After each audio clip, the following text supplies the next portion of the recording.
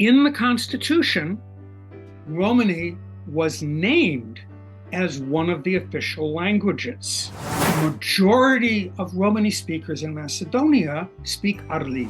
Once a week, on the weekend, go to the Newberry Library, check the book out, and copy by hand. And that was how I studied Romani.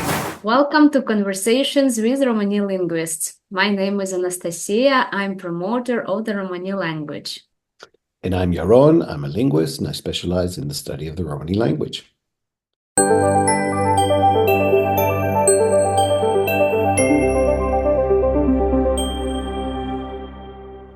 In this series of interviews, we talk to linguists working on the Romani language. We are eager to know how they became interested in specialized research on the Romani language, what challenges they faced on their professional path, and what fascinating stories and discoveries they had working on Romani. And today we are pleased to introduce our guest, Viktor Friedman. Viktor Friedman is a distinguished service professor, Emeritus of the Slavic linguistics at the University of Chicago. Viktor, you are very welcome. Thank you. Happy to be here. Thank you very much for agreeing to join us and to share your experience. Sure, my pleasure.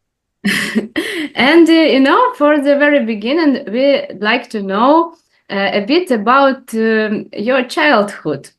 Could you tell us, please, where you grew up and about attending school, perhaps what memories you have from school? Oh my. Well, I think it makes sense to actually start at the beginning of the 20th century when there were pogroms in Russia and Romania, which motivated my grandparents to get out of those countries and come to America. My father was born in Canada. My mother was born here in Chicago, but they both grew up in households where they spoke other languages at home. My father's first language was Russian, and my mother's first language was Yiddish. My father learned English when he got scarlet fever at the age of 7 and had to go to hospital in Winnipeg. And my grandmother had to teach him some English so he could ask for a glass of water and that sort of thing. My mother learned English playing with kids out on the street near Kosminski School. So my father would speak Russian with his mother, and my mother would speak Yiddish with her mother, but their common language was still basically English. So as a child, they taught me nursery rhymes and songs, things like Upapa byla sabaka, oy oy oy, shikaka goy, things like that. But I never really, I never really learned the languages, but I learned enough so that I was aware of them, and I was always fascinated by language, and especially the languages of the places where my grandparents came from, which is to say Russia and Romania. And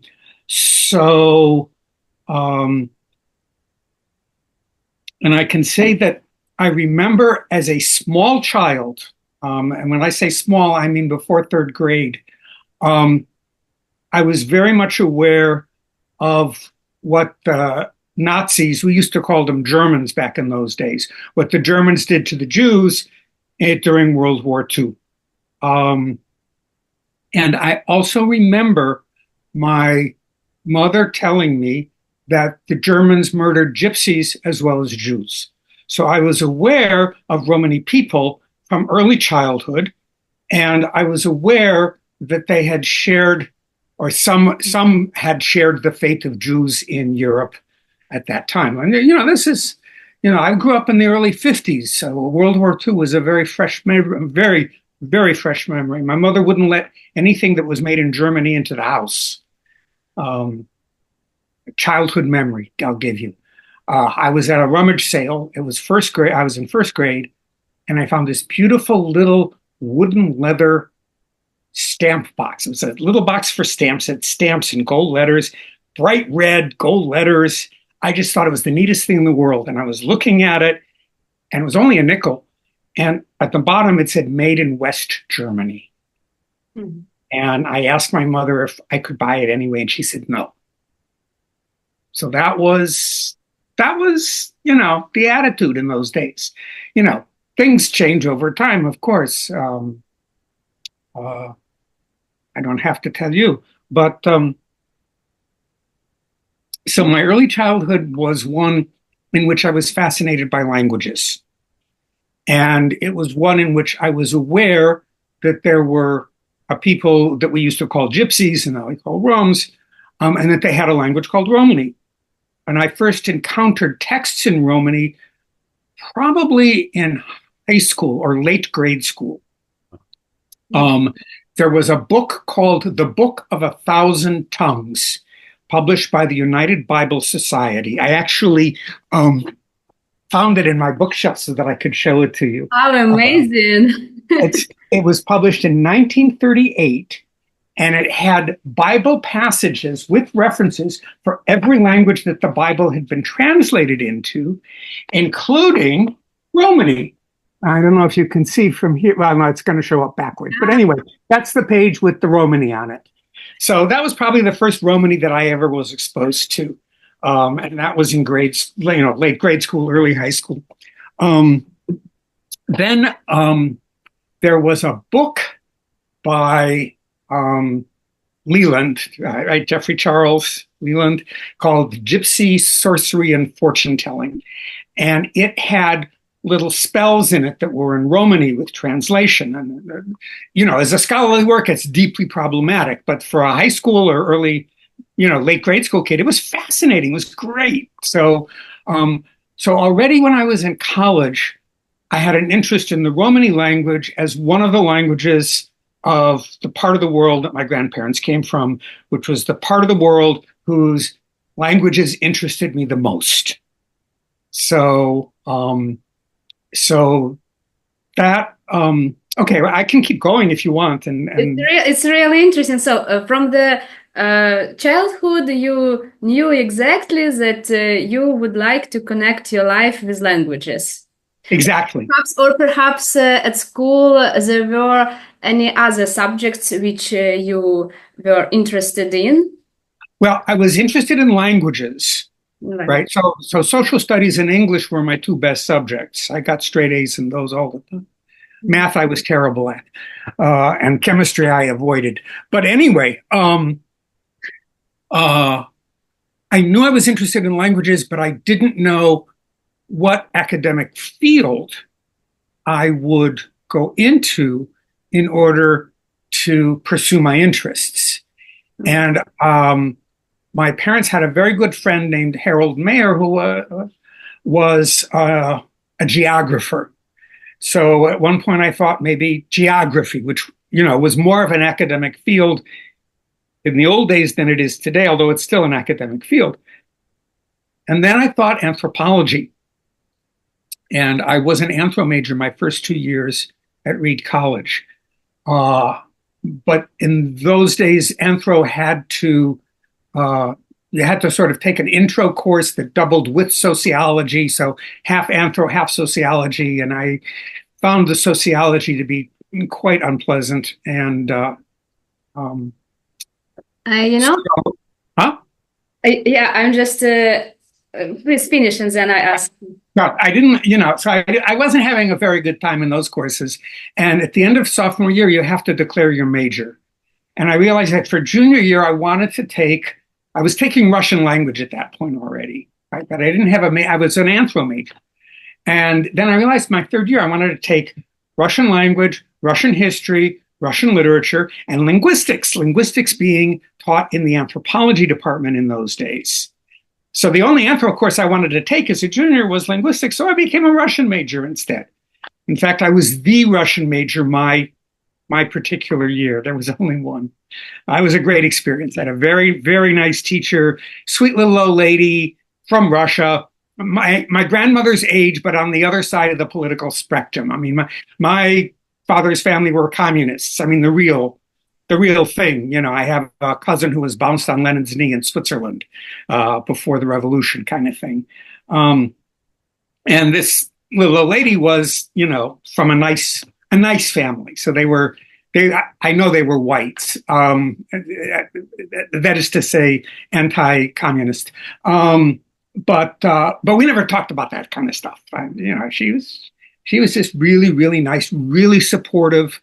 At Reed College, you had to write a senior thesis, and the library had these special thesis desks where seniors, could keep their books and so on and so forth. And my year was the first year that they ran out of thesis desks at the library. They had to increase the size of the entering class. So I didn't have a desk, and they assigned me a place at a table, but people kept moving my books around and leaving nasty notes. And so my advisor got me a key to the faculty office building and a key to her office, and got the lady in charge of grounds, who was an old friend of hers, to put a little desk for me there. And I had my own thesis desk in my thesis advisor's office. And when she would come in to prepare for class, we'd talk about my thesis, which was, by the way, my thesis was on Russian magic tales. I thought I wanted to be a folklorist at the time. So I did a Freudian Tropian analysis of Russian magic tales, basically Afanasyev's 3-volume collection in Russian, plus a few other things that I could gather. And the thesis got a AA. I was the highest grade that Reed has. And actually, when I defended, I stood outside. You know how you defend your thesis, you stand outside. Well, they talk about you, and then you come back in and they tell you whether you passed or not. And I stood outside and waited and waited. It seemed like, half an hour to an hour. I don't know how long it was, but it felt like a long time. Went in and they told me, I passed. They didn't tell me my grade, because at Reed, they didn't tell you grades. That was to keep you from being a grade grubber. So I didn't find out my grades until after I graduated. And even then, I went with a friend of mine, because, once you graduated, you could ask for your grades. And I almost felt like a little boy trying to buy a dirty magazine in a drugstore, asking for my grades. But that's how I found out I got the AA. And I found out later also that the reason it took them so long is because they were fighting over whether it should be an A or a AA, an A plus, because one of the three advisors, a very nice lady, hated Freud, which I understand in some respects. Anyway, so that was a story. So I graduated. How did you move from Russian to Romani? What was that point that you got interested exactly in Romani? Because I'll get to that. I'm getting there. So, but it's a little roundabout, but I think it's worth telling the story. So, I at my senior year, I discovered. Oh no. So one of the first things that was really important in my formation as an academic was the summer of my junior year. So this was in 1969. I went to Russia to study Russian on an 8-week program, summer program, sponsored by the University of Washington and a consortium. And this was during the Brezhnev era. And my experience in Russia was such that I thought to myself, thank God my grandparents left this wretched country, because it was the depth of the worst of communism. I mean, 69, Brezhnev, you never knew if you were making a friend on the street or if they were just looking for a way to change money or get blue jeans or something. And everybody was afraid, right? Even the friend, I had friends were drinking vodka in the kitchen, which is what you do in Russia. And at one point, one friend of mine said, "Come outside, Victor. I want to tell you a joke." Huh? Outside, because they couldn't do it in their own kitchen, right? Because there were bugs everywhere. There were bugs in the dormitories, and there were insects in the dormitories too, bed bugs. I discovered I was allergic to bed bug bites while I was in Russia. But anyway, so I came back to my senior year and very depressed and thinking, whatever I do not want to do Russian. And I was really into folk dancing in those days. That had started in high school. Folk dancing, international folk dancing was very popular among young people in those days, and especially Balkan folk dancing. So by the time I was a senior in college, I knew a large number of Macedonian and Bulgarian folk dances and the words to the songs that went with them, And I took intensive Serbo-Croatian the year after I graduated from college, so the summer of 70. And because I'd had 4 years of Russian, everybody else in the class was getting ready to go on an exchange program to Zagreb. I was going on to graduate school, but I was the star of the class, right? Because I already knew Russian. It was easy, and they were everybody was so nice. It was wonderful. And so, I came here to Chicago in the Slavic department, doing Slavic linguistics, which was a field that I didn't even know existed until the year before. And then only because my aunt was friends with a linguist at Chicago, and from this local kind of stuff. And I thought I wanted to write my dissertation on Bulgarian folklore. That's what I thought. And one day in the elevator of the building where the Slavic department was, one of my professors, Zbigniew Golomb, said, "Mr. Friedman, would you like to go to Macedonia this summer?" And sure, why not, It turned out he had written his dissertation on Macedonian and had really good connections in Macedonia, where they were in the fourth year of the Seminar for Macedonian Language, Literature, and Culture for Foreigners. And his good buddy, who was in charge of the seminar and also of dialectology in general at that time in Macedonia, had written to him saying, if you've got any good students, send them to Macedonia. So he suggested it to me. I said, yes, I'd like to go. Slavic department came up with $200, which was enough to get me round trip to Rome on a student ticket. My parents gave me $200, which got me to Belgrade round trip. And then I footed the bill from Belgrade by train to Ohrid, which really went to Bitola, and then you took a bus. So that was my first real visit to what is now former Yugoslavia, right? Especially but Macedonia was, and so was Belgrade. Romani-speaking people were very visible. This was in the early 70s, which was the tail end of the period when people still dressed traditionally, especially in Macedonia, which was one of the more backward republics.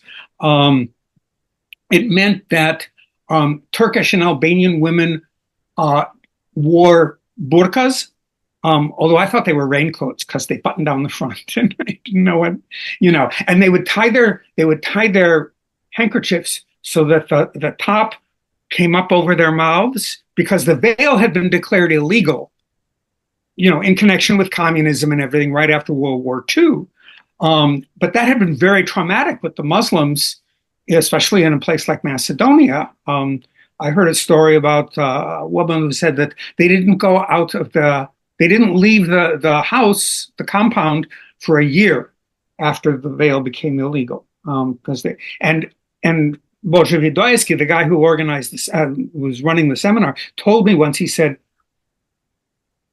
we made a mistake, he said, talking about interethnic tensions. We took away the veil too naglo, too suddenly, too abruptly, I think. But Romani-speaking people, especially the women, men in general dress like everybody else, but women tended to dress conservatively. So the Romani-speaking women, there were 90% of the Romani population of Macedonia is Muslim. So as far as I was concerned, they were all Muslim, because I didn't know. And they wore shalvari. the kinds of pantaloons with a red apron in front, and they tied their kerchiefs in a special way that only Romani women used, which was, it covered all the hair, and then the knot was on top of the head. It was a very specific way of, everybody tied their handkerchiefs in ethnic ways, and that was when I first heard Romani being spoken, was in Macedonia. And I was, of course, but that's where I heard Albanian, Turkish, Romanian, and Macedonian, and so a little bit of Greek. It's just all these languages being spoken everywhere, on the bus, on the street, everywhere. I loved it. I was so happy. It was at that seminar I went up to the head of the Commission for Relations with Foreign Countries was came to a cocktail party that they had at the seminar. And I went up to him and I said, in my Macedonian of that time, I'm going to write my dissertation on Macedonian. And he said, well, come to Skopje and stay for a few days. And so I did and had a great time, went back the following year, and then, had an IREX and a Fulbright to do this field work 73, 74. So during that time, I was aware of Romani, and I looked for whatever books I could find. But my dissertation was on the Macedonian verb, so I only had so much time. However, somehow I was made aware. I think I know the connection how it went, but when one person tells another, and it's a small society, I became aware that a grammar of Romani had been written and was going to be published, and that it was a co-authored work by a Macedonian named Kepeski and a Rom named Shaip Yusuf. And I really wanted to get a hold of a copy of this, but it was only in manuscript.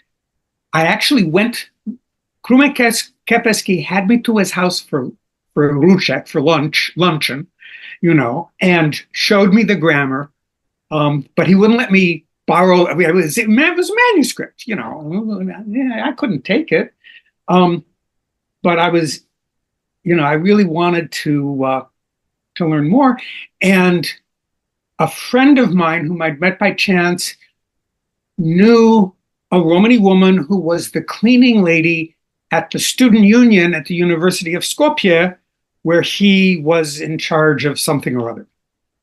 And most of the cleaning ladies were Romani women in Skopje at that time. That was the way the society was structured. And her name was Didar Sherif, and her husband Hayreddin. And they became the first people that I learned Romani from.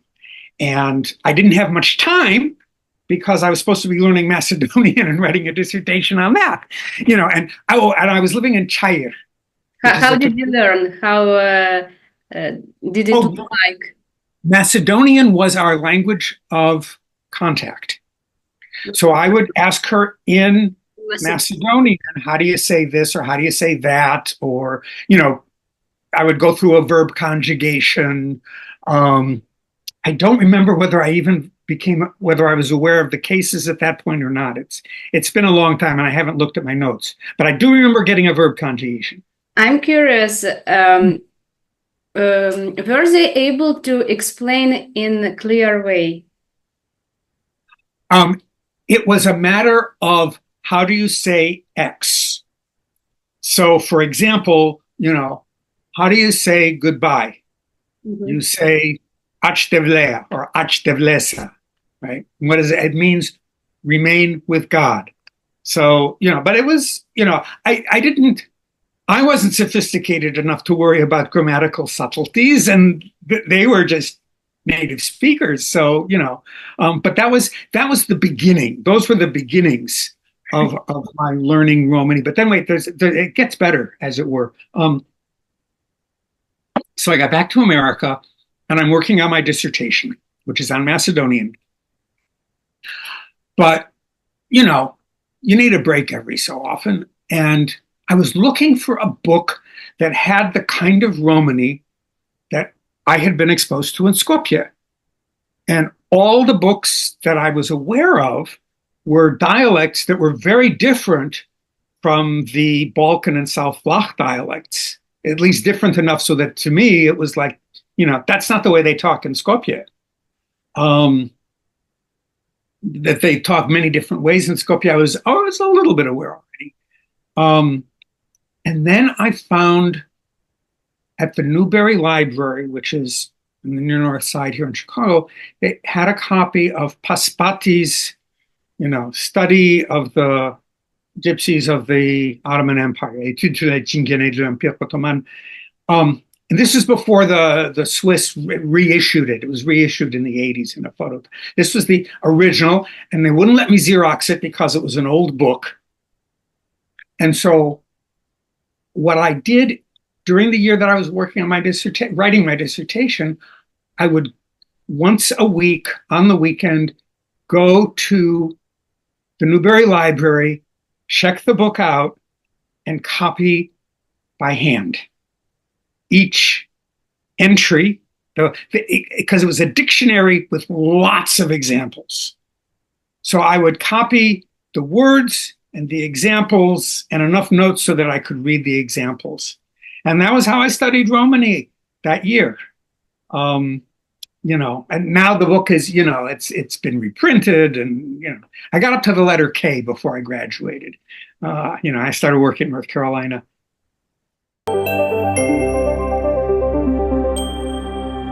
Fascinating stories, very interesting. I'll tell you one last sort of flip on that one. So I'm leaving Chicago to teach at North Carolina, and my closest friend there said, "What would you like?" And I said, "Look, I'm only up to the letter K. I don't know what to do." And he says, "I'll take care of it." He went to the Newberry and he asked for this book. He wanted to Xerox. I said, you can't Xerox, it's an old book. And he said, "I don't know what to do. I keep trying to check this book out, but there's this guy named Victor Friedman who keeps checking it out every time I come here." And they looked and they saw my name, having checked it out every week for, and they let him Xerox the rest of the book. And so I have it, but now I don't need. Anyway, so that was the beginning, if you will. Did you have any ideas how would you use this Romani language in your future? At the time, I was trying. My goal, this is back in the early 70s, was to figure out how the Macedonian verb worked. Mm-hmm. And what spun out of that was looking at how verbs work in all the languages in the Balkans. I looked at many, many other things, grammar. I became a Balkanist, right? So somebody who studies the language contact in the Balkans. So Romani is a natural part of that picture. Although, and this is a point that's worth making, there's a book called La linguistique balkanique. It's Christian Sandfeld's, it was, the French translation of a Danish work from 1926, appeared in 1930. Footnote 2 of that book, he says, Romani is not part of the Balkan Linguistic League. They're just outsiders, Meanwhile, many, many years later, Rade Uhlik published a little bit about Romani and Balkan linguistics, and then Kirill Kostov published an article in Balkansko jeziku znanje. But that was those two. That was it. Nobody was looking at Romani in the Balkans.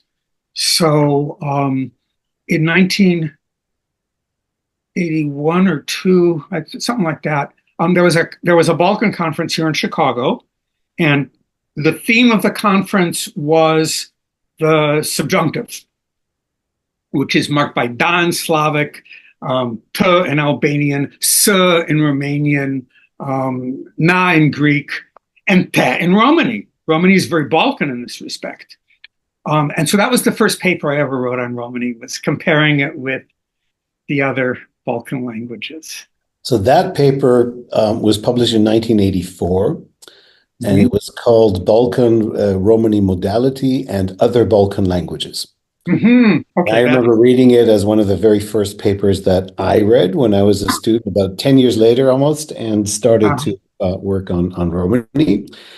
And let's go to that paper. I wanted to ask you about that. So that was published, and the title is Balkan Romani. So obviously we know, you've told us now how you encountered Romani in the Balkans. And then it looks at and other Balkan languages. And often when one compares two languages because they're related or because they're spoken in the same place, and you compare one and the other perhaps. But here it's kind of a general comparison, and other Balkan languages. So you just give an example that, the several Balkan languages, and they all behave in a similar way. What's the fascinating thing, kind of in a nutshell, about the Balkans and the contact there, that makes it interesting to compare Romani, in this case, not just with one language or with two languages, but with a whole bunch collectively, kind of wholesale, with Balkan languages? What's the Balkan aspect of it? So I would say the essence of the Balkan aspect is that you had a relatively unified, relatively calm, political space in what today we would call the Southern Balkans, I suppose. But, the Ottoman Empire, the extent to which it had reached, say, by the time of the fall of Constantinople, 1453, right? So, or even go a couple of hundred years after that when it got to Vienna. But really the southern part stayed Turkey from the end of the 14th century to the beginning of the 20th. Okay, especially that strip along the middle. And it was an area of considerable multilingualism. Mutual multilingualism, although languages at the top and at the bottom of the hierarchy were more likely unidirectional multilingualism as opposed to multidirectional, right? So Slavs and Romance speakers and Albanians were sort of in the middle and learned each other's languages, and they also had to learn some Greek and Turkish. And meanwhile, at the bottom or on the side, Jews and Gypsies, Roms speaking Romani or Judezmo, learning other languages, and not necessarily, although in the marketplace, merchants who weren't Jewish learned Judezmo because everybody spoke everybody else's language in the charshia, right, in the bazaar, and then the Vlachs could understand Judezmo because it was Romance, so they could get a lot more. Romani-speaking people in general learned everybody else's languages. Other people in general didn't learn their language, although people who lived in neighborhoods where Roms lived did, and there were such people. So what makes the Balkans interesting as an area is that during a period when Western Europe was feudal and when peasants were tied to the land and couldn't travel freely, and when almost everybody was monolingual, except for the uppermost classes who would know Latin, let's say, in the Balkans, ordinary people were multilingual. And as a result, there are certain kinds of grammatical structures, as well as lexicon and locally, even phonology locally, that moved across languages. Right. So the Romani future in ka, for example, is a really nice example. I mean, te, the subjunctive marker, is everywhere in Romani, right? But ka, the future marker, is only in the Balkans. And it is a part of the use of a verb that means want or will or what have you to mark futurity, which is very specific. I mean, Romance languages use have, other than in the Balkans. Slavic languages use be, other than in the Balkans. Greek, I mean, this particular phenomenon may have come from Greek, but we don't know enough about the history of Albanian. So, but in the case of Romani, it's very clear that the Romani future changed as a result of contact with the other Balkan languages and precisely in the Balkans. It's the clearest example, but there are plenty more, especially when you go down to the local level. Right, but in a sense, you just said the te is actually everywhere in Romani. Mm-hmm. So there is Romani in the Balkans, which you looked at, but there's also Romani as having had its older history in the Balkans and has remained a Balkan language wherever it is, whether it's Finland or France or to some extent. There, I'm not going to get into the argument. Historically, that comes from that Balkan period of when all of Romani was in the Balkans.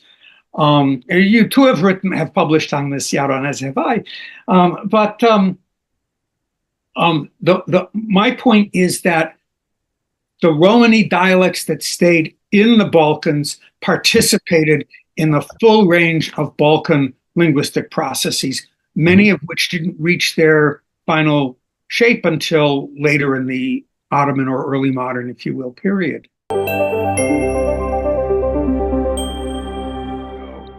Yeah. Let's go back to the story about the grammar that was written by Kepeski and Shaib Yusuf. Now, that was for you an entry point, as you just described to us in Macedonia, but it was also a turning point in the history of Romani, of the Romani language, we might even say over centuries, because it was one of the earliest efforts to standardize the Romani language, to create a grammar that was not just there to describe how the language worked for people like you who are interested in learning it, so to have the conjugations and explain how to use the language, but it was also intended to guide people how to write it, how to spell it, how to use correct Romani, whatever that is, and to get some kind of institutional recognition. And you were there when it started, you observed the process, and it went also into all sorts of kind of a chain of institutional events that you described in several publications when you started working on the grammar of languages in the area, but then also took on kind of this issue of a language policy, basically, and language planning, which is a very, very different area in linguistics. So can you tell us a little bit about that? Yeah, I can. So my dissertation was about Macedonian, which wasn't standardized or wasn't recognized until 1944 at the end of World War II. And to this day, Greeks say it isn't, well, there's problems with the Greeks saying it isn't a language, but the real problem is the Bulgarians saying that it's a dialect of Bulgarian. So the concept of a standard language as something that the speakers are entitled to, if you will, or that some people, choose to have for whatever reasons, was something that I was dealing with from the very beginning, from the get-go. Okay. In fact, when I was being interviewed for my IREX that was going to take me to Macedonia for a year to do field research, the two people who interviewed me, Albert Lord and Bob Austerlitz, who were giants in their respective fields, at the end of the interview, I think it was Albert Lord, said to me, "So, is Macedonian really a separate language from Bulgarian?" And I said, "They think it is, and it's good enough for me." And that was, many years later, Albert told me that that's what made them decide to give me the money. Was when I didn't go off on any nationalist rant or rhetoric. I just said they think that this is their own language, and I'm out to describe this language. And of course it is different from Bulgarian, but that's a separate story. So the concept of standard language as identity affirming and as just as the idea that the language that you speak has institutional support.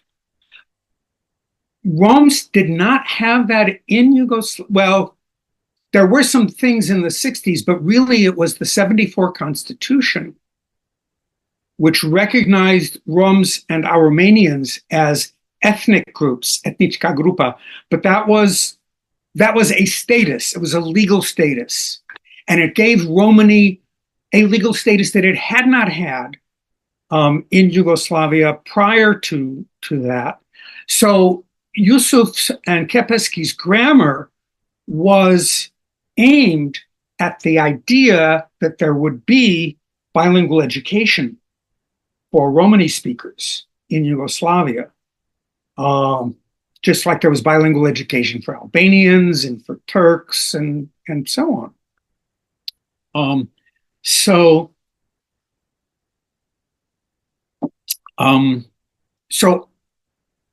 at that time, under those circumstances, and with that orientation that I had coming from Macedonian, as it were, my perception of the concept of standard language was tied to what that concept had done for Macedonia. And of course, there are issues, who's standard, who gets to control it, in the case of Macedonian, the West Central dialects were already widespread at the beginning of the 20th century. The classic work, Za makedonske terabote on Macedonian matters, was written by a guy from northeastern Greece, who purposefully used the same dialect that ended up being the basis of the standard when he wrote his book. So my point being that there was a movement in Macedonia towards standardization at the beginning of the 20th century, something that the Bulgarians to this day deny. Even the good Bulgarians can't get their minds around it. So for Romani, again, how do you deal with this? Well, all right, Macedonia, you've got two kinds of Balkan dialects plus Southern Vlach, okay? But the majority of Romani speakers in Macedonia speak Arli, which is a Balkan I dialect, if you take those. And Shaib, Yusuf, was in fact a Jambaz, but he chose to write most of his, actually he sort of mixed dialects, but he chose to basically use Arli precisely because it was the more broadly spoken dialect. So there was an awareness, and he was doing, all of this was happening in a country where the official language was constantly fighting with the Bulgarians and their supporters, the Russians, after Tito broke with Stalin in 1948. So that was the context in which I was learning, operating, researching, participating, So you were there when they actually called a conference, right, on standardizing Romani and took some decisions? That was in 1992. So, okay. So now so Shaib and Krume's grammar, Kepeski and Yusuf, was ready in 1973, 1974. So I saw it. And it didn't come out until the early 1980s, 1982, 1983, I can't remember. And the reason is, I was told the reason was that Kepeski and Yusuf fought over whose name was going to go first. And was going to be published in Italy, and then eventually it came out in Macedonian. Bilingual Macedonian on one side, Romani on the others, which is great. So, where was I going with that? Well, there was a movement towards kind of institutionalizing it, and they called a conference at some point to take decisions. Yes. So the conference. So here's the thing. So Yusuf and Kepeski comes out in the early 1980s, and nothing happens. And then Yugoslavia broke up, right? And Macedonia withdrew without bloodshed at the time. I was actually there just after the Serbian, the UNA, the Yugoslav National Army, had withdrawn, and the Serbs were buzzing Skopje with fighter jets. I was there for a conference on Turkish, actually, and it was a tense time. But in the Constitution, Romani was named as one of the official languages, along with Armenian, Albanian, Turkish, and Serbian, I think, at the time. Yeah. So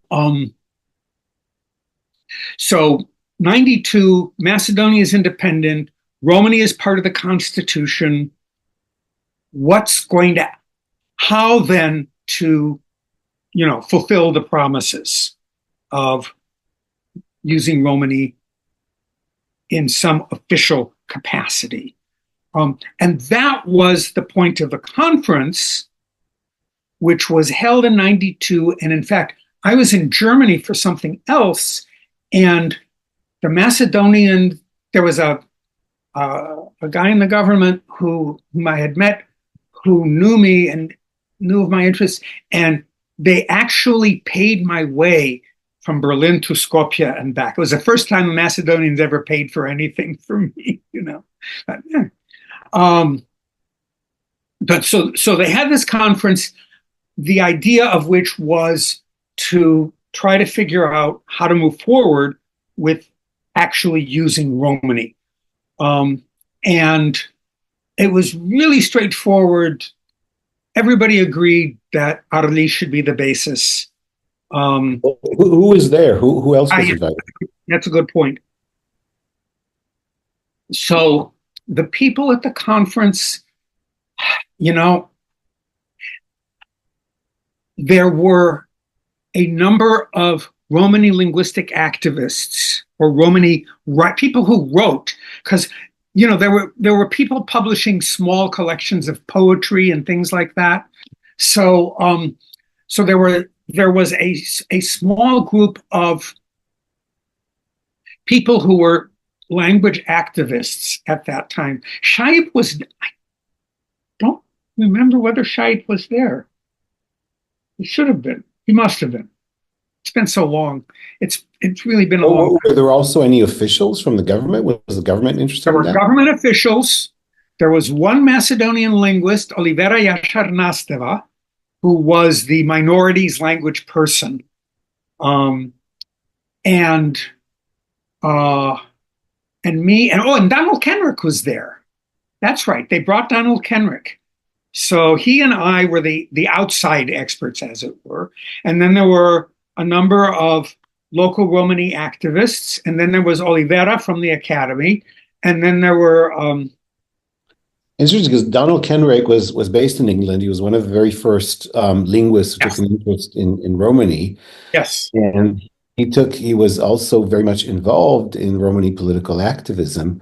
Yes. And this was 92, but 2 years earlier, in the spring of 1990, some of the Romani activists had a conference in Warsaw and decided on another official standard alphabet, which they thought was going to be used at the time for all the Romani dialects. And Donald Kenrick was there. I'm not sure if he was happy about it or not, but he was involved in those conversations. So it's interesting. So there were things going on there were parallel things going on. On the one hand, people trying to find an international Romani alphabet for everybody across all the dialects. And here was something going on specifically in this new broken away, or newly independent country of Macedonia, Republic, with the government involved in sponsoring a local dialect in a local shape, right? So it's kind of a new concept of sort of regional, local standardization for Romani, not necessarily looking at Romani as an international language. Absolutely. Absolutely. The point of the conference was our problems are here now. For the international, when they grow up, there's time. We've got to start from where we're starting from. We're talking about elementary education, for example. I mean, as it is, children in Macedonia have to learn 2 alphabets. I mean, in the old days, they had to learn them starting from the beginning, right? Latin and Cyrillic. But, even to this day, they have to learn Cyrillic to read Macedonian, and they have to learn Latin to read the rest of the world. So, given okay, and so given the burdens on children already, the point was not to try to impose something that was so far from what they were used to. Now, there's some personal politics involved here too, as you know. There was a journal called Loli Pabai, or Loli Pabai, right? Which started to come out before that 1990 conference, I think.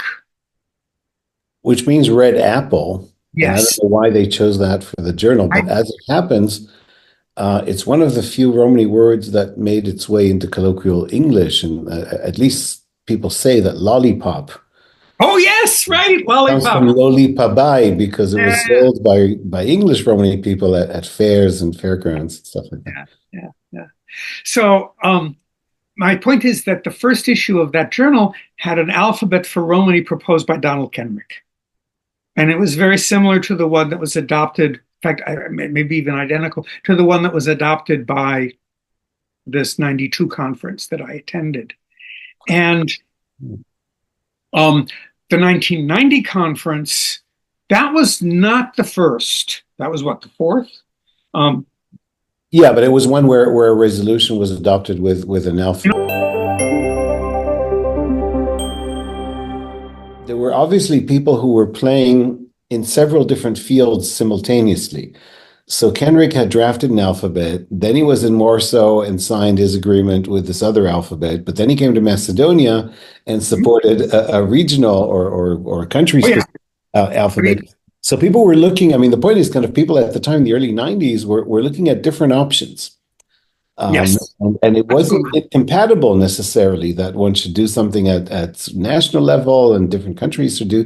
And it actually started a trend that in different countries, people started to write Romani based on the local or one of the local dialects with the alphabet of the local national standard. Oh, yeah, there's quite a bit of that. Yeah. But one of the things where in Macedonia stands out at that time is that there was a government-sponsored conference and something in the constitution, right? That was quite exceptional, wasn't it, in Macedonia? Yes, it was. It was. I think it was unique.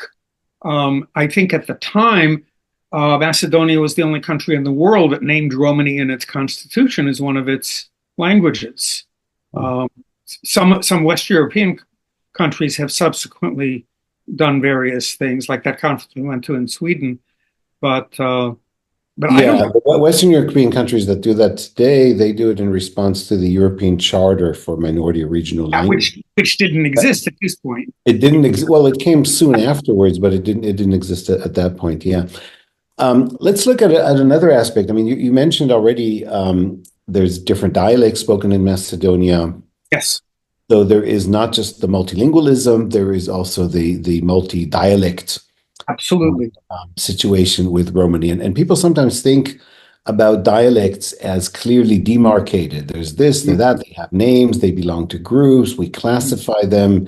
You referred before to Southern Balkan 1 and Vlach and South Vlach and so on. So we have these classifications, but they're not really rigidly static, are they? Dialects can come together, people can come together. And Skopje in particular, you've written about that, how Skopje is a melting pot for Romani dialects and how they converge and merge. So can you tell us a little bit about that? Sure.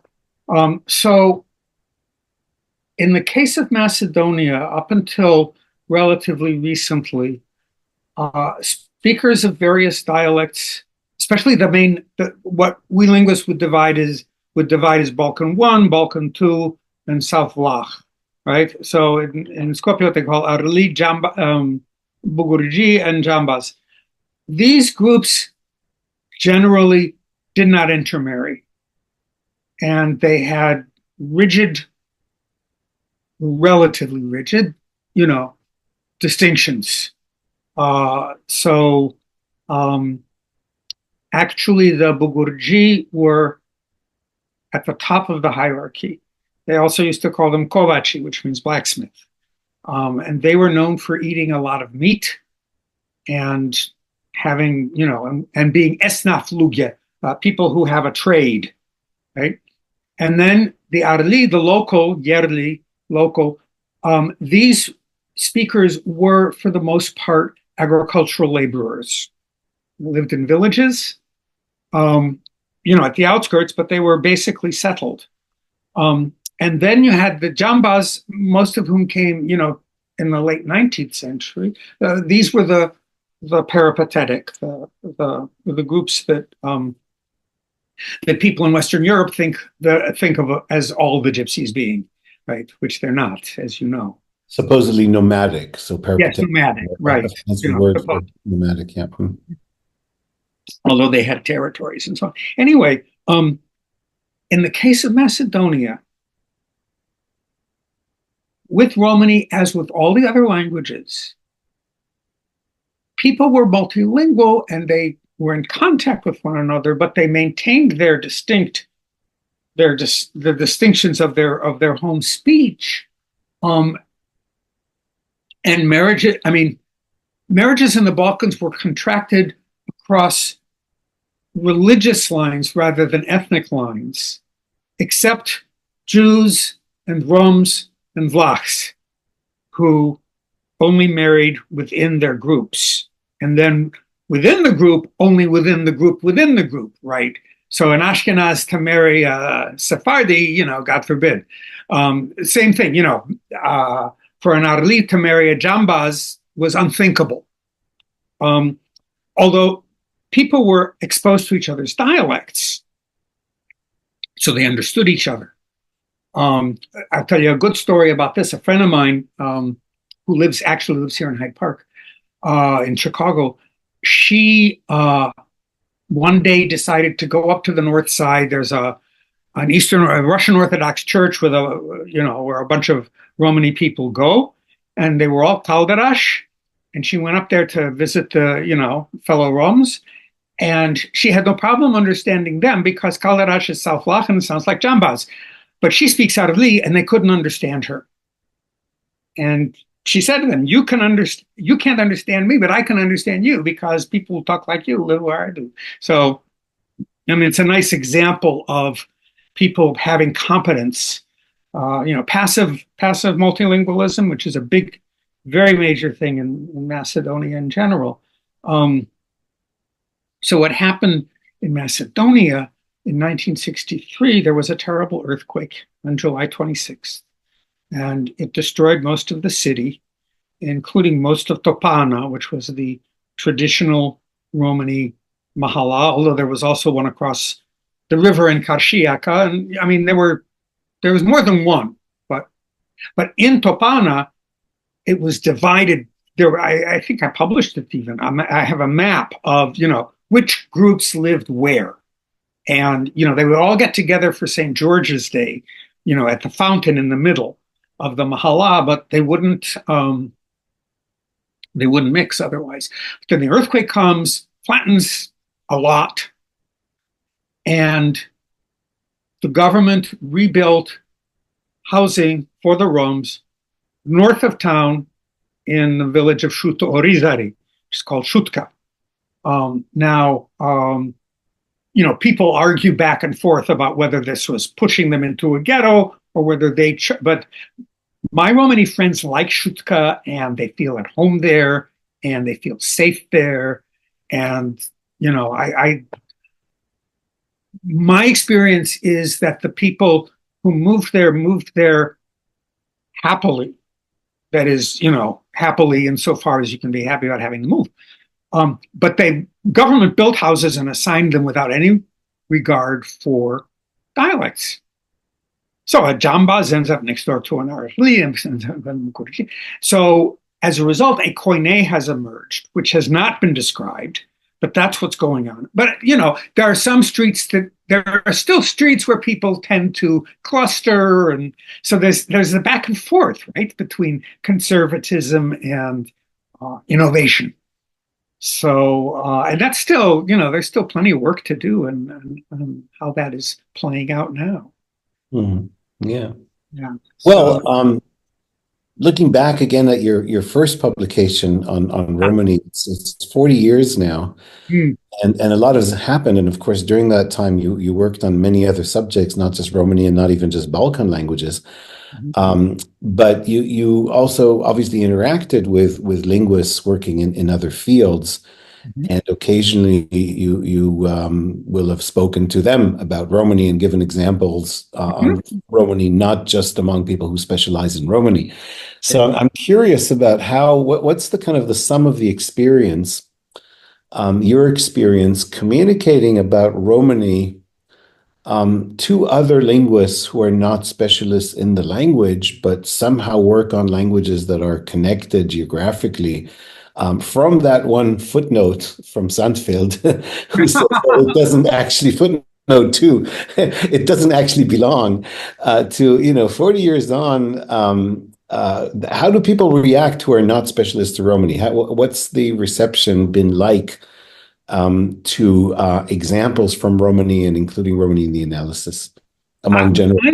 I guess I would say, Romani, there are various possibilities here, but, basically, especially for people who don't know Romani, it's just another language. So, I mean, with Romani, my argument has always been that, you know, given my experience, what counts as a language is a matter of politics and identity. Uh, Hmm. and or it's more than just the system of a specific dialect, right? So, or a specific speaker. So, um, just as you said, we don't speak about the various Italian languages, right? The same, I would argue, the same goes for Romani. You don't. It's Norwegian has a better model.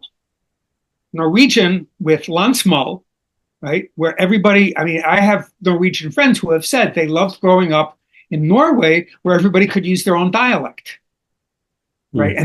And then you get anthropologists writing about how foreigners in Norway learn a sort of standard and then, harass the teacher who's using her dialect and da da da, and, fine, whatever. But the point is, you can have dialectal variation and still have the concept of a language, which has, a core vocabulary, which Romani does, a core grammar, which Romani does, a core phonology, which Romani does. There's a core, and that's the main issue as far as I'm concerned. So attitudes have changed in linguistics because putting Romani on the map like that in regard to its grammar, its dialects, its standardization, all these topics that we've been discussing that you've worked on, basically reaches into these various areas in linguistics. So at some point, people kind of take notice and Mm, even invite contributions on Romani. They become aware. So we've come a long way since that footnote again from Sandfeld. right. And in samples on kind of comparative projects now in Balkan languages, Romani is often included. What about maybe this might be the last question from me before I hand back to Anastasia. What about Romani linguistics itself from the time when you must have felt quite isolated there or alone, not isolated in the sense that's but on your own. How many people worked on Romani in the 1980s and published in the 1980s? Very, very few, We're if very, any. Marcel, Two. yeah, sorry, go Sorry. ahead. Go ahead. Yeah, two on. So we've had now, for decades, we've had conferences and there's journals and there's big projects and collaborative ventures. So a lot has changed. So how do you kind of look back and see, what's happened in Romani linguistics? How has the Oh, field there's been expanded and developed? there's been so much progress. It's really wonderful. When I started working on Romani linguistics, for example, okay, the first time I went to a Gypsy Lore Society meeting, which was in the early 80s, and I prepared a paper. It was basically a linguistic review of Yusuf and Kepeski's grammar. History of the field. The Gypsy Lore Society was founded in England. It had a journal that appeared and then stopped, and then there was a new series, then it stopped, and there was a third and a fourth, and then stopped. And there was nothing going on. And some American anthropologists got together and revived the Gypsy Lore Society, and eventually the journal, which you brought to visibility. So it was mostly anthropologists. I was one of the few linguists, and you know, I didn't mind. It's what it is. What it is. I was, if you work on Macedonian, you're used to nobody working on what you work on anyway. So that's it to me. And in fact, it was easier when you work on Macedonian. Half the time, you've got Greeks and Bulgarians pounding on you and telling you it's not a language and doesn't exist. And at least with Romani, nobody told me it wasn't a language, right? Yeah, for our concluding question, among our audience, there are a lot of young people who just started their professional linguistics path. Okay. And they are our future, and they will contribute to the development of the Romani language. And that's why the question is, what advice would you give them? Advice. In today's world, sorry, I mean, I'm a big fan of Macedonia, where I've done my work all these years, and there's still a lot of work to be done there. But one can do work anywhere, right? Wherever there are Romani speakers, one can work on Romani. And there are so many different topics that one can choose. And the other thing is, so many things are in the process of changing now with, on the one hand, the, electronic connectedness of everything, which didn't exist even 20 years ago, 25 years ago. And Romani speakers being many speakers are more integrated into let's call it, majority societies than in the past. As is the case with the world in general is just, there's more integration, more contact. So there are many different, on the one hand, working with the oldest generation of speakers and figuring out what their speech is like, what Romani was like, 50, 100 years ago, as it were, as represented by the oldest generation, especially syntax, which is syntax has probably been especially impacted. I say probably because I haven't really researched it myself, but my sense is that, at least, for example, in Macedonia, Macedonian Romani syntax nowadays is pretty much like Macedonian syntax, so that a Macedonian speaker who learns the words and the grammar can read the text without problems, whereas Americans with the same knowledge aren't as comfortable with the Romani texts. What I'm referring to, when I taught structure of Romani, and I would use texts by Romani speakers from Macedonia to teach, and I had native speakers of Macedonian in the class, they could read the Romani text without any problem, whereas the Americans would get hung up or would stumble at certain points of the syntax where the Macedonian would not. So, so this is an area that can be looked at. just the dialectal distribution. I mean, Yaron did something for Romania. Susanna Bodnarova did one for Central Europe, but Macedonia is basically still terra incognita, except for the little bitty thing I did on Skopje. So, and it's got an enormous diversity of people who have been settled for a long period of time, and who, by an accident of history, were not subjected to the same kind of assimilatory pressures that were put on Roms after World War II everywhere else. Because in Greece and Turkey, there were the Hellenization and Turkification campaigns. In Bulgaria and Romania, there were the nationalization campaigns. But Yugoslavia precisely had this alternate route, and people just weren't pressured the way they were in these other countries. And so the dialects kept their shape longer. And some of that can still be recovered now. So that's what I guess I have to say, for things for people to look at. Well, I really want people to go to Macedonia and study.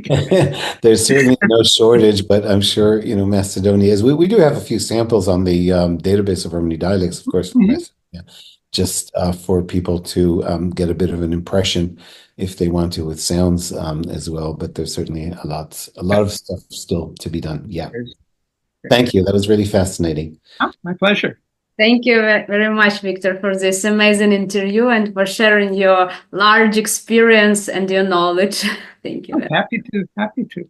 And some words for our spectators. Thank you for being with us, for watching the interview. Subscribe to the channel, comment on the video, and see you next time in our new episode. Bye for now. Bye-bye.